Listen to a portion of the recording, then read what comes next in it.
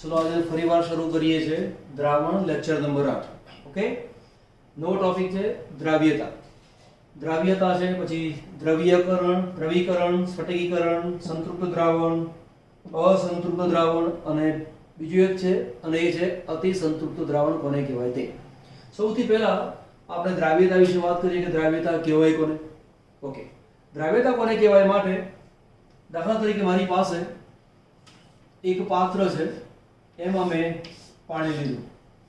હું કોઈ વિદ્યાર્થીને પૂછું કે ચાલ ભાઈ હવે પાણી આપ્યું અને ત્યાં પદાર્થ આપ્યો છે અને એ પદાર્થના કેટલા ગ્રામ તેમાં ઓગળે છે તું મને કહે, તો એ મને કહે કે સાહેબ 2 ગ્રામ પદાર્થ આમાં ઓગળે છે. તો હું એને પૂછું ભાઈ તારી દ્રાવ્યતા કેટલી, તો કે 2 ગ્રામ. હું કહું કે 2 ગ્રામ, તો કે હા 2 ગ્રામ.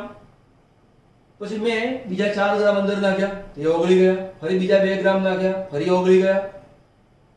પછી મેં એને કહ્યું કે જો દ્રાવકની અંદર તારા દ્રાવ્ય પદાર્થ ઓગાળવાનો હોય તો જ્યાં સુધી અંદર પદાર્થ ઓગળે ત્યાં સુધી તું ઓગાળ. હવે જા ફરીવાર ચેક કર અને મને કહે કે પદાર્થ કેટલો ઓગળે છે.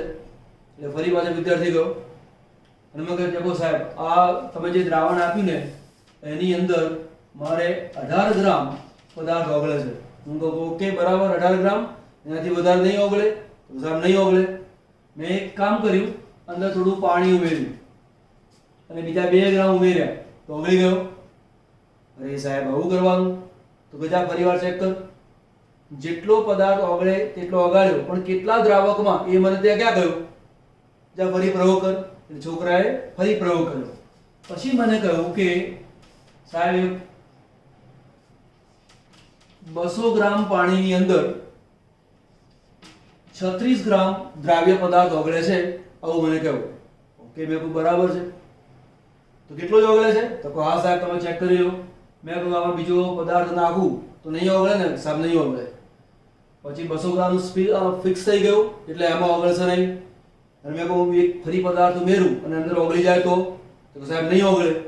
મેં શું કર્યું, અંદર થોડો પદાર્થ નાખ્યો અને તાપમાન ટી થોડું વધાર્યું અને પદાર્થ ઓગળી ગયો.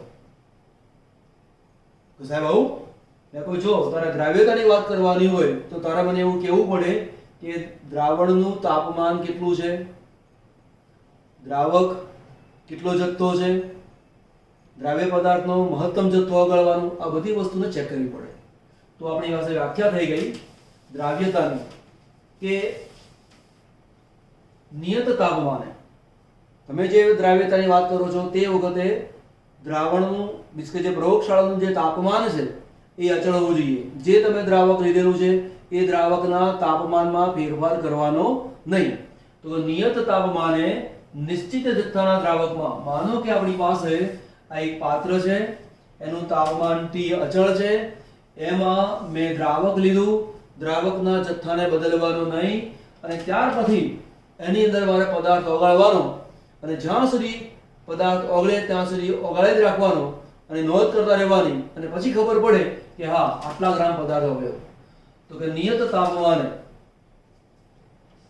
નિશ્ચિત જથ્થાના દ્રાવકમાં ઓગળતા દ્રાવ્ય પદાર્થના મહત્તમ જથ્થાને તે પદાર્થની તે તાપમાને દ્રાવ્યતા કહેવાય.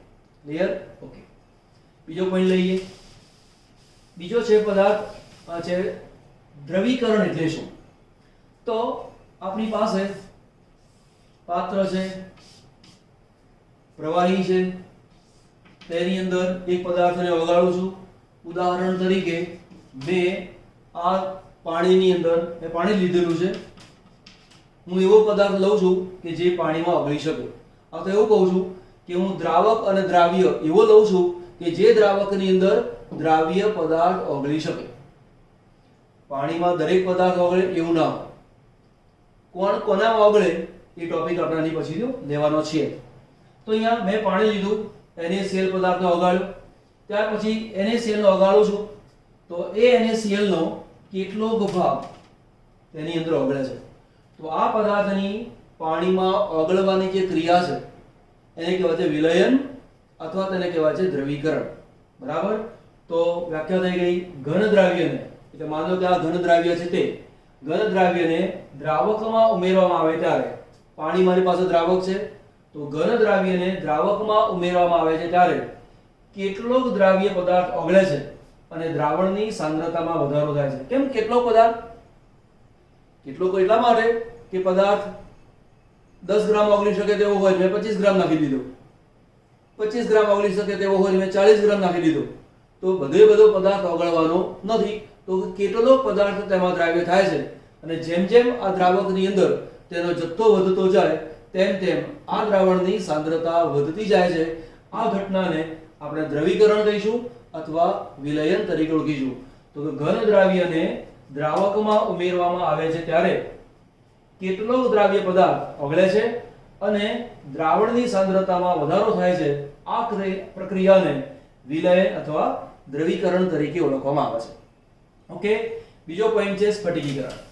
તો સ્ફટિકીકરણ એ શું છે એને સમજતા પહેલા પદાર્થ ઓગળ્યો કેમ? ચલો, આપણી પાસે છે પાત્ર, આ છે દ્રાવક, દ્રાવકના ઘણા બધા અણુઓ અહીંયા રહેલા છે અને મેં આ એક પદાર્થ એમાં ઓગાળવા માટે અંદર ઉમેર્યો. માનો કે મારી પાસે આ જે પદાર્થ છે એના ઘણા બધા અણુઓ છે, એ અણુઓને હું આ રીતે દર્શાવું છું. પદાર્થને જ્યારે આ રીતે ઓગાળીએ તો આ દ્રાવકનો અણુ આને અથડાય. આ અથડાય એટલે માની લો કે અહીંયાથી આ ભાગ છૂટો પડ્યો અને ગયો દ્રાવણમાં, એટલે આ રીતે દ્રાવણમાં ગયો. ફરીવાર આ દ્રાવકનો અણુ આને અથડાયો, ફરીવાર અહીંયાથી થોડું ઓછું થયું અને દ્રાવણમાં ગયું, એવું આપણે માનીએ. એટલે એવું કહેવાય કે આ જે ઘન પદાર્થ છે એ ધીમે ધીમે દ્રાવકમાં જતો જાય છે. હવે આપણે શું કહ્યું કે દ્રાવ્ય પદાર્થને દ્રાવકના અણુઓ અથડાય છે. તો દરેક વખતે દ્રાવકના અણુઓ જ અથડાય એવું નહીં. જેમ કે આ દ્રાવકનો અણુ આને અથડાઈ શકતો હોય તો આ જે દ્રાવ્ય પદાર્થનો જે કણ છે એ પણ તેને અથડાઈ શકે. એટલે કે જે ઘન પદાર્થ છે એ દ્રાવણમાં જાય છે,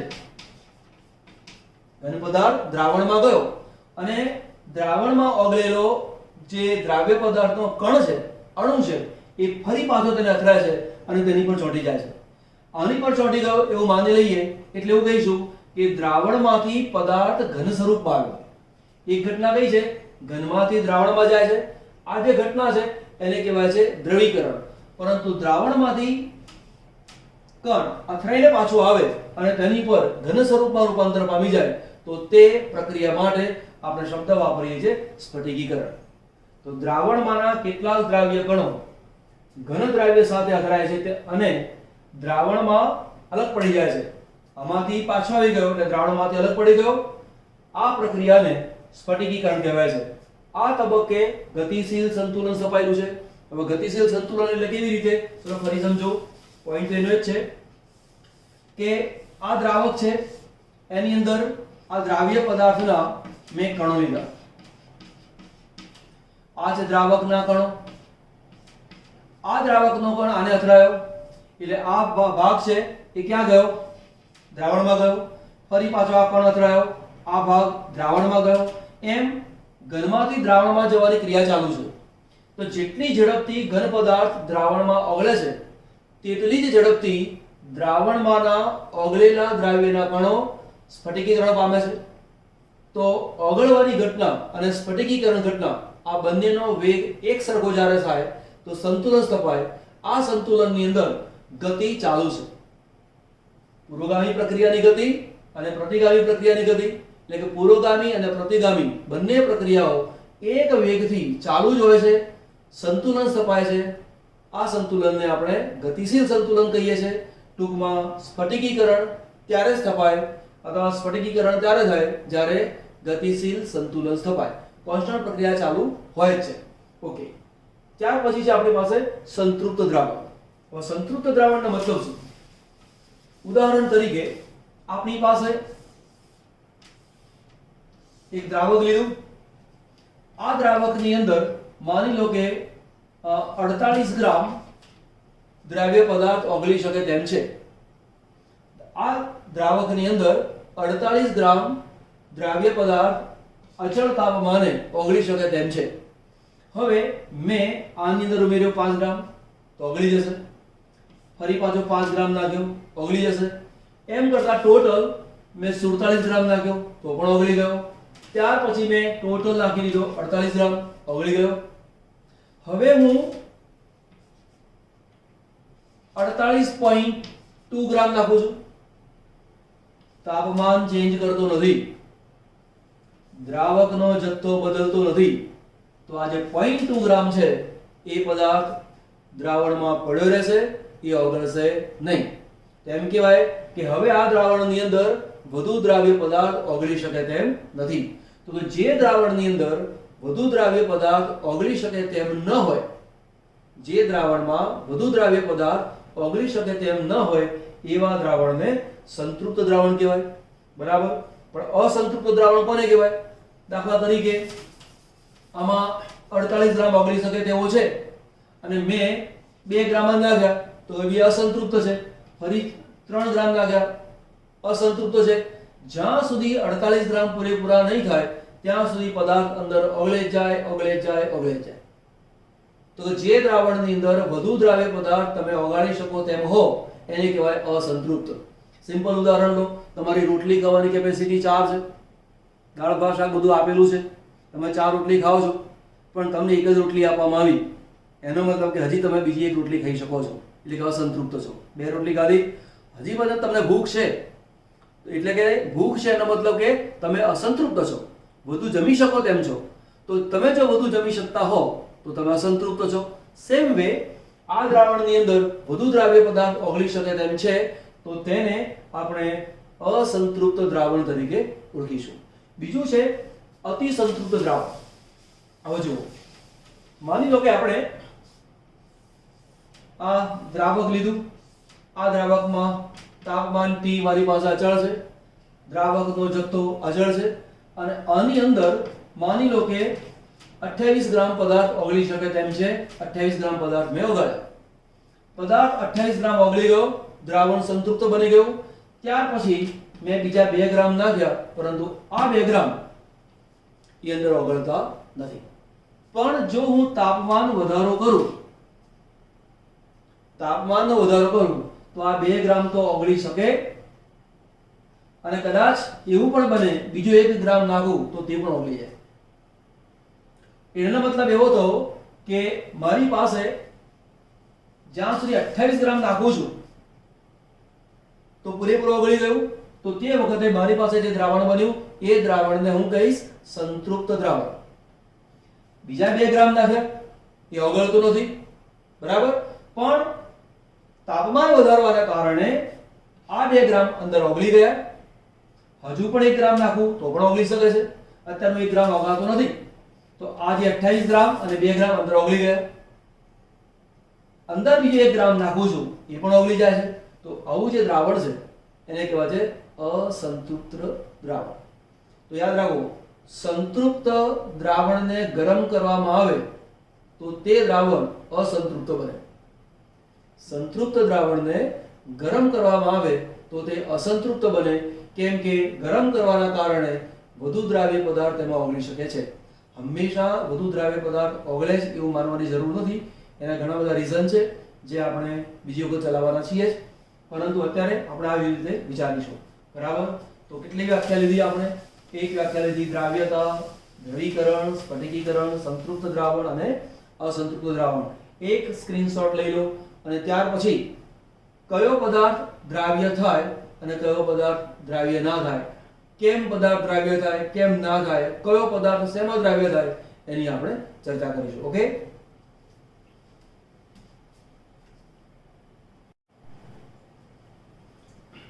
હમણાં આપણે વાત કરી કે કયો પદાર્થ દ્રાવ્ય થાય અને કયો પદાર્થ દ્રાવ્ય ન થાય. દાખલા તરીકે મારી પાસે કોઈ દ્રાવ્ય પદાર્થ છે અને તે પદાર્થને હું દ્રાવકની અંદર ઓગાળું છું. આ દ્રાવ્ય પદાર્થ આ દ્રાવકમાં ક્યારે ઓગળે તો એવું કહેવાય કે આ દ્રાવ્યના અણુઓને આ દ્રાવકના અણુઓ માટે આકર્ષણ હોય તો એ પદાર્થ સરળતાથી ઓગળી જાય. પણ જો આ પદાર્થના અણુઓને દ્રાવકના અણુઓ સાથે આકર્ષણ ન હોય તો તે ઓગળતું નથી. તો પદાર્થ દ્રાવકમાં ઓગળે એના ઘણા બધા પરિબળો કામ કરે છે અને એ છે દ્રાવ્યની પ્રકૃતિ, બીજું છે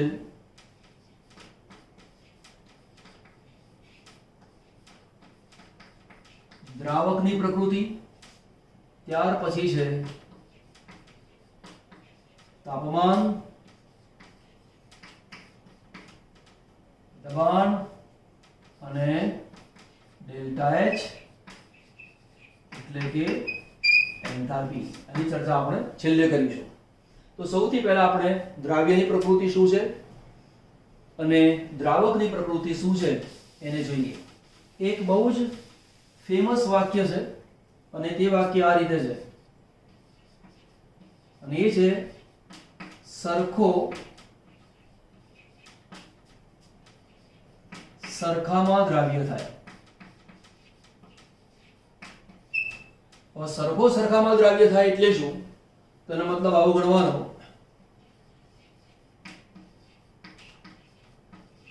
આયનીય ઘન કે જે પદાર્થ ધ્રુવીય છે, બરાબર, એટલે ધ્રુવીય પદાર્થ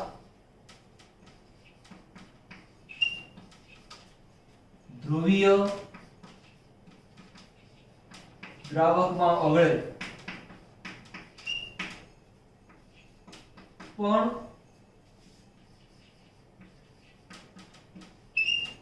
અધ્રુવીય દ્રાવકમાં લગભગ ન ઓગળે. સમજાવું છું હમણાં. એ જ રીતે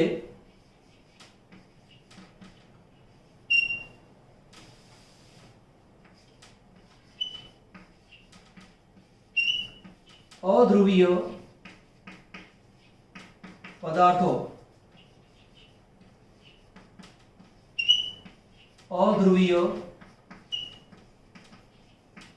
દ્રાવકમાં ઓગળે પણ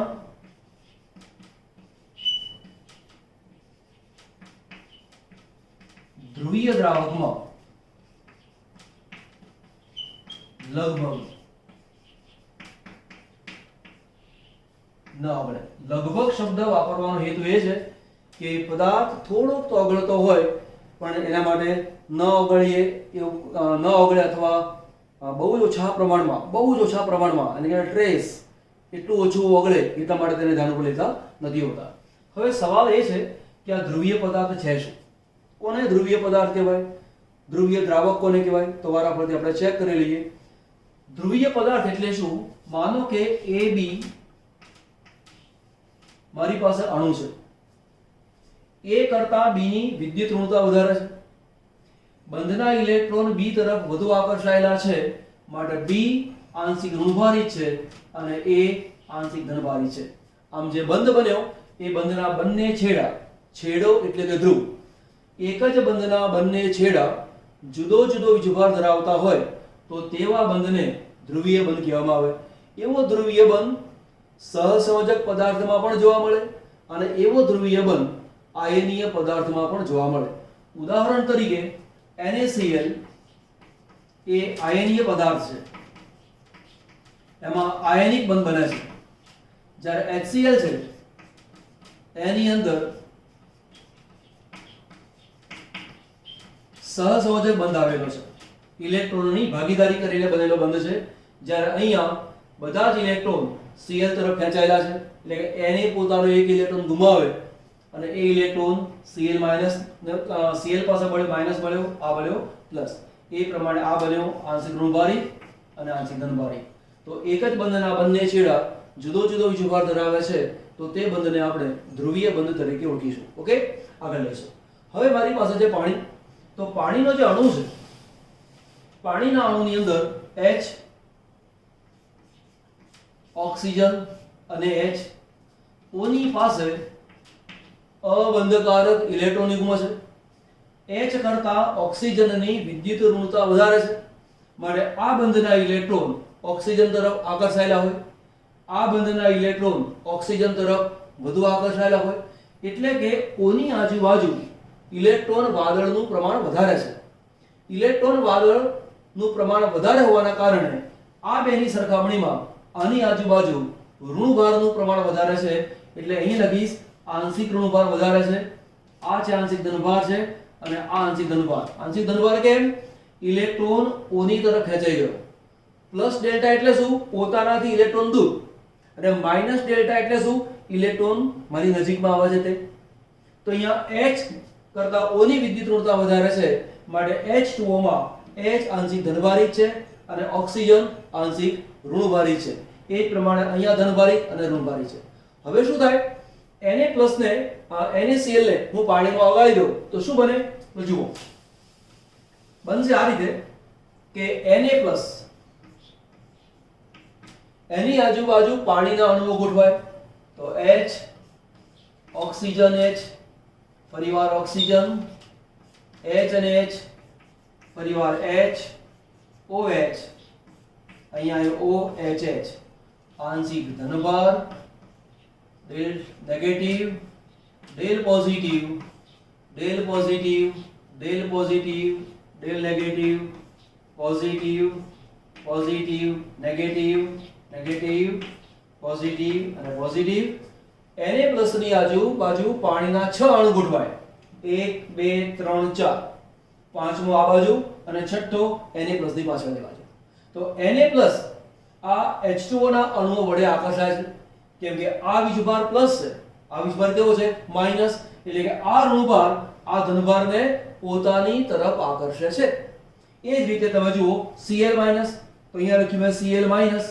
તો એની આજુબાજુ પાણીના અણુ કેવી રીતે ગોઠવાય? તો જુઓ Na+ ની નજીકમાં O- આવ્યો, અહીંયા ઊંધું બનશે H OH minus delta plus delta plus delta. એ જ પ્રમાણે અહીંયા HOH અહીંયા દર્શાવું છું HOH, ફરી અહીંયા દર્શાવું છું HOH. દરેક ઉપર પ્લસ ડેલ્ટા દર્શાવ્યા નથી, પણ દરેક H ઉપર પ્લસ ડેલ્ટા છે એવું સ્વીકારી લો અને દરેક O ની ઉપર માઈનસ ડેલ્ટા છે તેવું સ્વીકારી લો. Cl- ની આજુબાજુ પણ પાણીના 6 અણુઓ ગોઠવાય 1 2 3 4, પાંચમો આપણો હાથ છે તે બાજુ અને છઠ્ઠો પાછળ. હવે Na+ અને Cl- બંનેનો વીજભાર એકબીજાથી જુદો છે. બંને એકબીજાની સાથે જોડાવા માટે પ્રયત્ન કરે છે, પણ જોડાઈ શકતા નથી, કેમ કે પાણીના અણુઓ તેને ઘેરી વળે છે.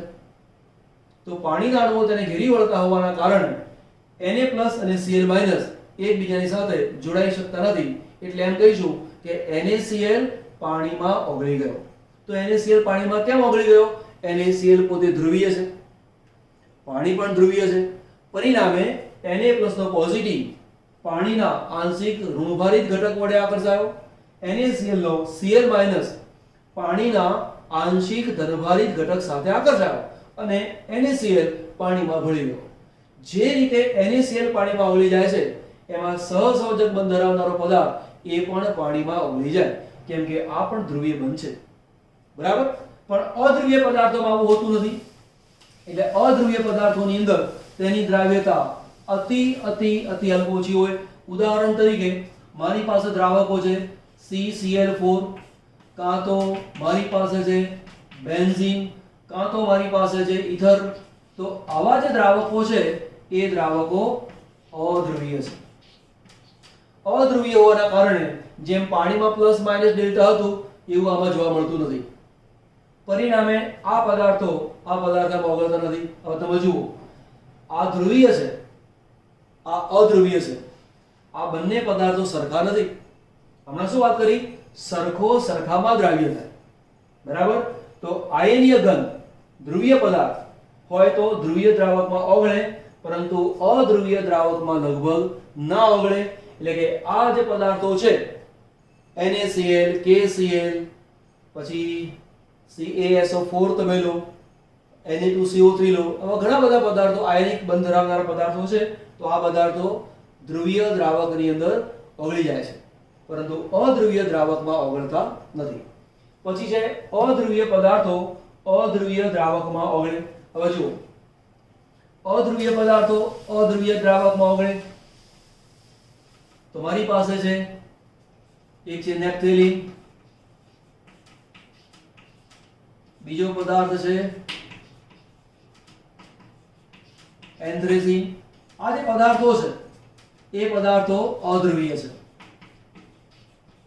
હમણાં લખ્યું હતું તેમ બેન્ઝીન, કાં તો CCl4, કાં તો ઈથર, આવા જે પદાર્થો છે એ પદાર્થો પણ કેવા છે? અધ્રુવીય છે. આ અધ્રુવીય છે, આ અધ્રુવીય છે, બંને સરખા છે અને પરિણામે આ અધ્રુવીય પદાર્થો અધ્રુવીય દ્રાવકમાં ઓગળે છે. પરંતુ આ જ પદાર્થોને હું પાણીમાં ઓગળવા જાઉં તો પાણીમાં લગભગ ઓગળે નહીં, કેમ કે બંનેની પ્રકૃતિ જુદી છે. તો અહીંયા આપણે શું કર્યું? દ્રાવ્યની પ્રકૃતિ અને દ્રાવકની પ્રકૃતિ. જો દ્રાવ્યની પ્રકૃતિ અને દ્રાવકની પ્રકૃતિ જુદી જુદી હોય તો તેવો પદાર્થ નોર્મલી ઓગળી શકતો નથી. બીજી વસ્તુ, પદાર્થની અંદર હમણાં કયું અધ્રુવીયતા હોય, ઉદાહરણ તરીકે લઉં છું I2, Cl2, Br2 અને I2 આવી ગયું. આ જે પદાર્થો છે એ પદાર્થો અધ્રુવીય છે, બરાબર. અને તેમાં જે બંધ છે એ સહસંયોજક બંધ છે. આવા જે પદાર્થો છે એ પાણીમાં પણ દ્રાવ્ય થઈ શકે.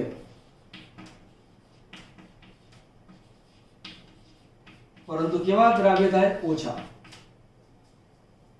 પ્રયોગશાળામાં, લેબોરેટરીમાં તમે જાઓ છો તો આયોડિન દ્રાવણ હોય, ક્લોરીન દ્રાવણ હોય, બ્રોમિન દ્રાવણ હોય, બરાબર. એમાં બ્રોમિન વાયુને ઓગાળવામાં આવે છે, એની પદ્ધતિ જુદી છે, પરંતુ ઓગળે ખરો. પરંતુ જેટલો આલ્કોહોલમાં ઓગળે એના કરતાં આમાં ઓછો ઓગળે. એટલે કે અધ્રુવીય પદાર્થ ધ્રુવીય દ્રાવકમાં ન જ ઓગળે એવું નથી, એના પ્રમાણ જુદા જુદા હોય, બરાબર.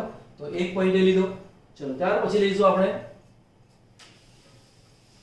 તાપમાન. તાપમાન કેવી રીતે અસર કરે છે તે. તો ઉદાહરણ તરીકે લખું છું દ્રાવ્ય પદાર્થ પ્લસ દ્રાવક પ્લસ ઉષ્મા, અને તેમાંથી બને છે મારી પાસે દ્રાવક. એટલે કે આ પ્રક્રિયા છે એ ઉષ્મા શોષક પ્રક્રિયા છે, રિવર્સિબલ પ્રોસેસ છે. દ્રાવ્યને દ્રાવકમાં ઓગાળો અને ઉષ્માનું શોષણ થતું હોય તો તેવી પ્રક્રિયાને ઉષ્મા શોષક પ્રક્રિયા કહેવાય. તો આ જે પ્રક્રિયા છે એ પ્રક્રિયાને આપણે કહીશું ઉષ્મા શોષક પ્રક્રિયા. આવી પ્રક્રિયાઓ માટે ડેલ્ટા H ની વેલ્યુ હંમેશા કેવી આવે? પોઝિટિવ આવે. હવે આપણે ગતિશીલ સંતુલન વિશે જ્યારે ભણ્યા હશો તો લ શટેલરનો સિદ્ધાંત ભણ્યા છો. ઉદાહરણ તરીકે માનો કે મારી પાસે એ એક પદાર્થ છે અને આ એક પ્રક્રિયક છે, અને એ પ્રક્રિયકની અંદર હું ઉષ્મા ઉમેરું છું અને તે B માં રૂપાંતર પામે છે. આ રિવર્સિબલ પ્રોસેસ છે. જો ઉષ્મા પ્રક્રિયક બાજુ લખેલી છે તો જેમ એ એક પ્રક્રિયક છે એમ ઉષ્માને પણ એક પ્રક્રિયક જ માની લેવાનું. ફરીવાર, જો ઉષ્મા પ્રક્રિયકની બાજુ લખેલી છે તો સમજી લેવાનું કે એ જેમ પ્રક્રિયક છે એમ ઉષ્મા એ પણ પ્રક્રિયક છે. હવે સંતુલનમાં તમે ભણેલા છો કે સંતુલન સ્થપાયા પછી પ્રક્રિયકની સાંદ્રતા વધારવામાં આવે તો પ્રક્રિયા કઈ તરફ થાય? પુરોગામી પ્રક્રિયા થાય. એનો મતલબ કે એનો જથ્થો વધારો તો પણ પ્રક્રિયા પુરોગામી, અને ઉષ્માનો વધારો કરો તો પણ પ્રક્રિયા પુરોગામી થાય. ક્લિયર? તો અહીંયા આ જે પ્રક્રિયા છે કે દ્રાવ્ય પદાર્થ દ્રાવકમાં ઉમેરે અને એ વખતે જો ઉષ્માનું શોષણ થતું હોય તો તે પ્રક્રિયા કઈ થઈ ગઈ? ઉષ્મા શોષક પ્રક્રિયા. હવે આવી જે પ્રક્રિયા છે એને તમે ઉષ્મા આપો તો એને ગમશે. કેમ? પ્રક્રિયક બાજુ આવે છે. ઉષ્મા શોષક પ્રક્રિયામાં તાપમાન વધારવામાં આવે તો વધારેલા તાપમાનને કારણે ઉષ્માનો જથ્થો વધશે, પ્રક્રિયા પુરોગામી થશે, પરિણામે B નો જથ્થો વધે, એટલે કે નિપજનો જથ્થો વધે. એનો મતલબ એવો થયો કે દ્રાવ્ય ને દ્રાવકમાં ઓગાળો, પ્રક્રિયા ઉષ્મા શોષક હોય, આવી પ્રક્રિયા દરમિયાન જો તમે તાપમાન વધારશો તો તે પદાર્થ વધુ ઓગળશે. ઉદાહરણ તરીકે લઈએ આપણે. માનો કે મેં લીધું છે NaCl, કાં તો હું લખું છું KCl, કાં તો લખું છું NaNO3, કાં તો લખું છું KNO3. આ બધા પદાર્થો એવા છે કે તેને તમે પાણીમાં ઓગાળો તો ઉષ્માનું શોષણ થાય. તમે એક પ્રયોગ કરી શકો છો.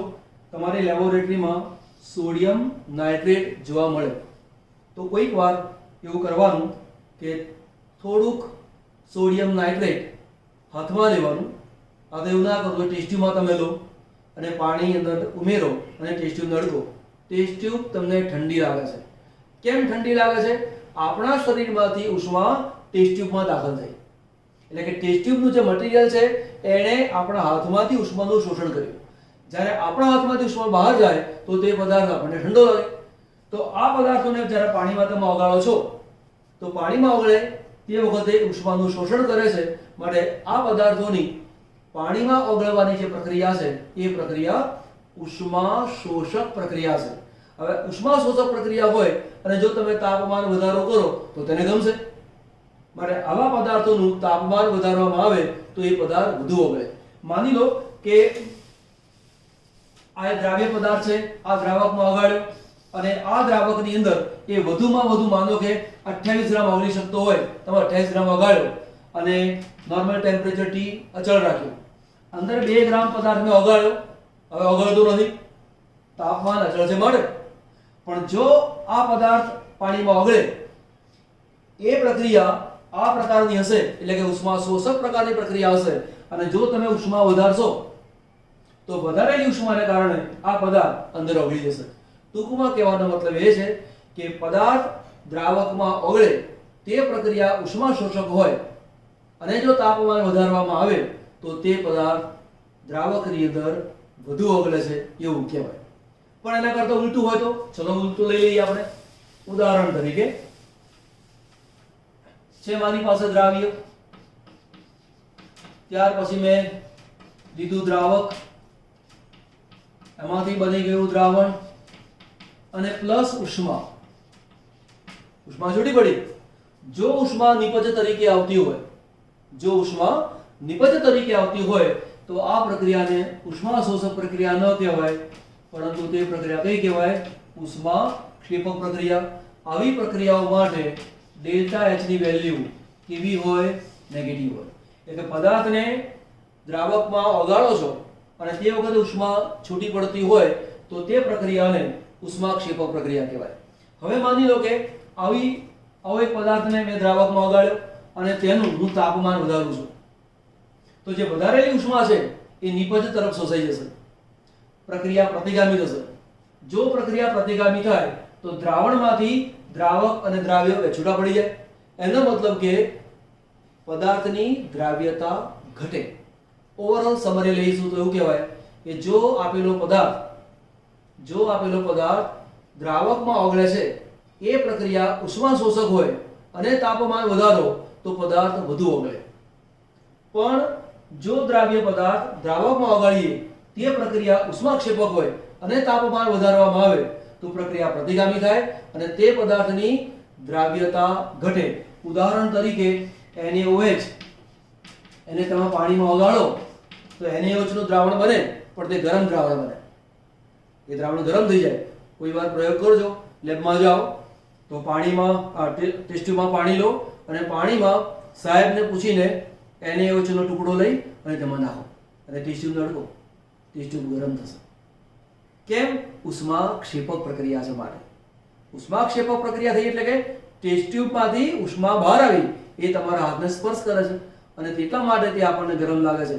આ પ્રક્રિયા ઉષ્મા ક્ષેપક પ્રક્રિયા છે. ક્લિયર? ઓકે. બીજું છે અને એ છે દબાણ. તો ઘન પદાર્થને દ્રાવકમાં તમે ઓગાળો એની પર દબાણની કોઈ અસર થતી નથી હોતી, બહુ જ ઓછી.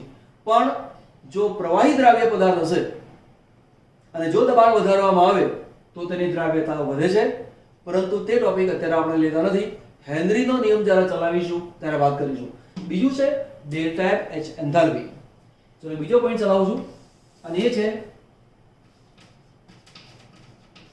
Lattice enthalpy.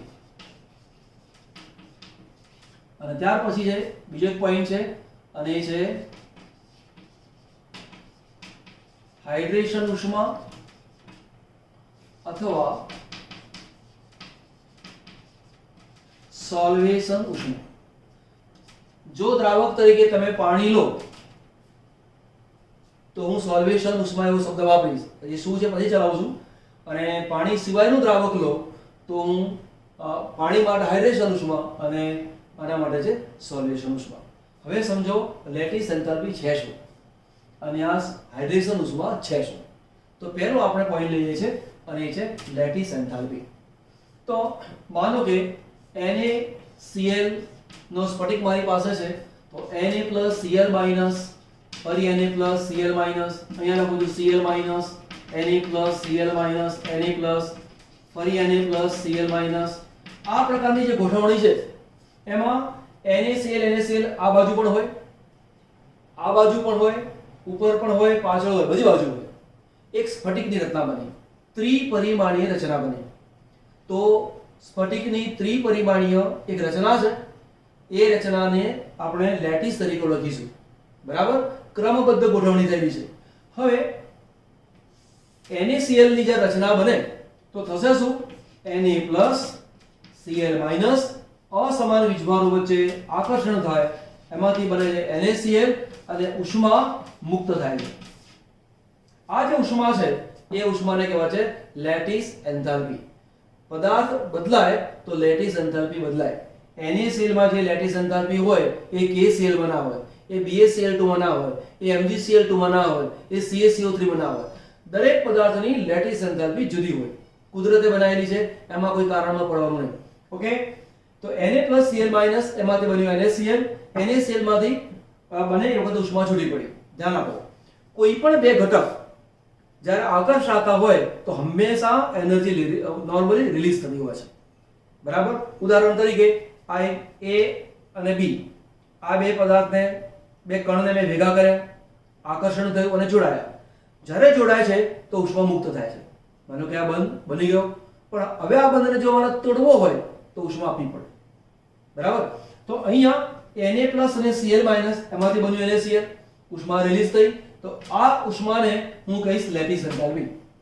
એ જ રીતે માનો કે મારી પાસે આ NaCl નો સ્ફટિક છે, એમાંથી Na અને Cl માઈનસ એને છૂટા કરવા છે, તો એના માટે જે ઊર્જા આપું છું એને પણ કહેવાય છે લેટિસ એન્થાલ્પી. ટૂંકમાં લેટિસ એન્થાલ્પી એ શું છે? અસમાન વીજભારિત આયનો એકબીજાની સાથે બંધ બનાવે છે એવો એક મોલ પદાર્થ હોય અને એનાથી જે ઊર્જા મુક્ત થાય એને તે પદાર્થની લેટિસ એન્થાલ્પી કહેવાય. ઓકે, ચલો આગળ લઈએ હાઇડ્રેશન ઉષ્મા. પછી મેં ભેગું કરું છું. માનો કે મારી પાસે એક પદાર્થનો કણ છે અને એને પાણી પોતાની તરફ આકર્ષે છે. બરાબર, મારી પાસે એક પ્લસ અને માઈનસ એવો એક ઘટક છે અને પાણીનો અણુ પોતાની તરફ આકર્ષે છે.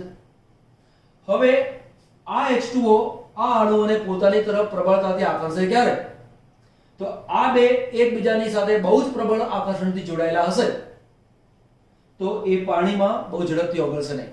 ઓકે, ચલો બીજી વાત લઈએ. એમાં પહેલી વાત તો આ પદાર્થ પાણીના અણુ વડે આકર્ષાય એ ઘટના માટે શબ્દ વાપરું છું હાઇડ્રેશન. પદાર્થ પાણી વડે આકર્ષાય છે તો તે ઘટના માટે શબ્દ વાપરું છું હાઇડ્રેશન. અને થોડીક વાર માટે ઉષ્મા મુક્ત થાય છે એમ માનીને એ મુક્ત થતી ઉષ્મા છે એને કહું છું હાઇડ્રેશન ઉષ્મા. હવે આ બે ઘટકો એકબીજાની સાથે જેટલી પ્રબળતાથી આકર્ષાયેલા છે એના કરતા આ આકર્ષણ વધી જાય તો જ આ પદાર્થ ઓગળે, એ સિવાય ના ઓગળે. એક સિમ્પલ વાત લઈએ. દાખલા તરીકે હું અહીંયા એક થાંભલો પકડીને ઊભો છું. બરાબર, અને આ બાજુથી કોઈ વ્યક્તિ મને ખેંચે છે. મેં થાંભલાને સજ્જડ પકડી રાખ્યો છે તાકાતથી અને આ વ્યક્તિ મને ખેંચે છે.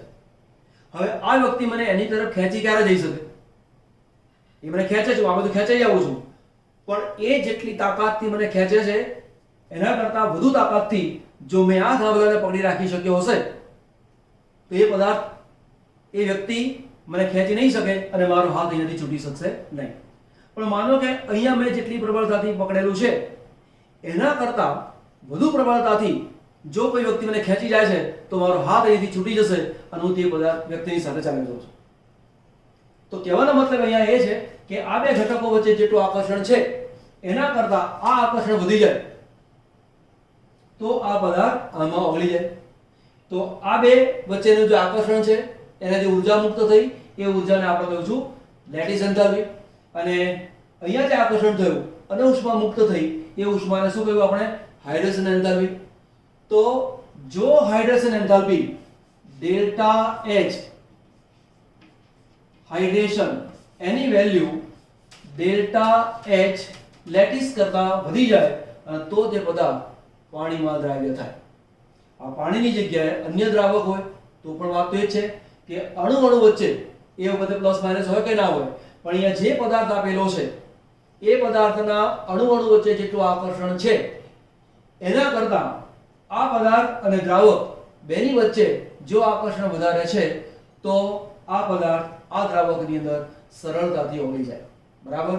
તો આપણે જુદા જુદા મુદ્દાઓની ચર્ચા કરી.